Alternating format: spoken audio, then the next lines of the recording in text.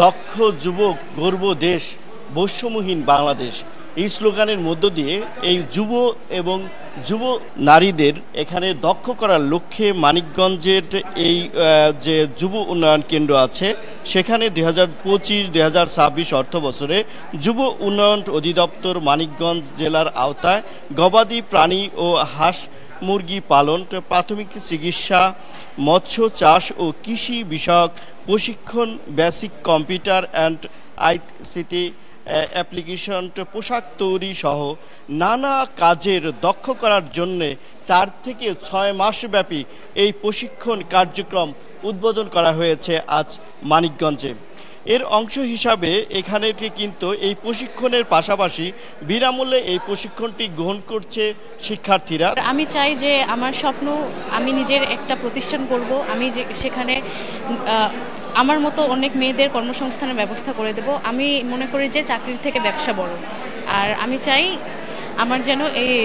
আমার এই স্বপ্নটা পূরণ করার জন্য আমি এখানে এসেছি। সামনে কিভাবে আমরা নিজেকে উদ্যোক্তা হিসেবে গড়ে তুলব এবং কি দেশকে সঠিকভাবে পরিচালনা করতে পারবো, এই উদ্দেশ্যে আমাদের আশা। নিজে আত্মকর্মী হতে পারি, এটা আমার উদ্দেশ্য, এবং নিজে এবং দেশের সমাজের যাতে উপকারে আসতে পারি, এই জন্য আমার মূল উদ্দেশ্য এখানে আসা।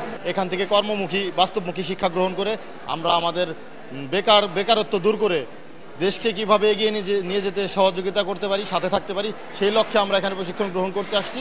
প্রশিক্ষণ শেষে আমরা আমাদের আত্মকর্মসংস্থান তৈরি করব এবং দেশের বেকারত্ব দূর করতে ভূমিকা পালন করব।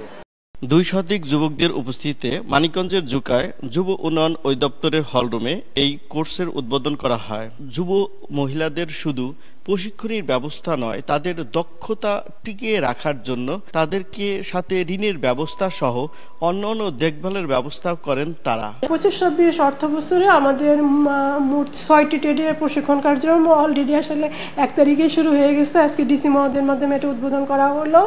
আমাদের এইখানের মানে সংখ্যাটা আপনার 250-র মতো আমাদের শুরু হলো এই 2025-26 অর্থ বছরে।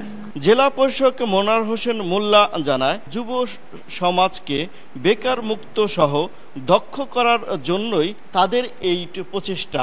কারিগরি ক্ষেত্রে আমাদের জনবলকে দক্ষ করে তোলা, যাতে দেশে এবং বিদেশে যে বাজার আছে এই বাজারের চাহিদা পূরণ করার জন্য জনশক্তি সরবরাহ করা যায়। এই জন্যে বাংলাদেশ যুব উন্নয়ন অধিদপ্তর কাজ করে যাচ্ছে।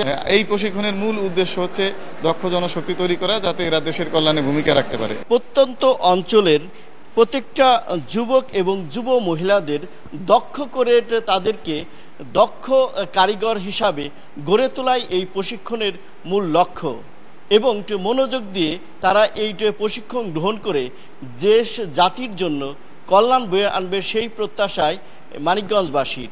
তবে এইটি প্রশিক্ষণের মাধ্যমে শুধু ফ্রি প্রশিক্ষণই নয়, প্রত্যেকটা প্রশিক্ষণার্থী 10 থেকে 12,000 টাকা পর্যন্ত তাদের এই সময়ে ভাতার ব্যবস্থা করা হয়েছে সরকারের পক্ষ থেকে। মোহাম্মদ ইউসুফ আলী, সময় সংবাদ, মানিকগঞ্জ।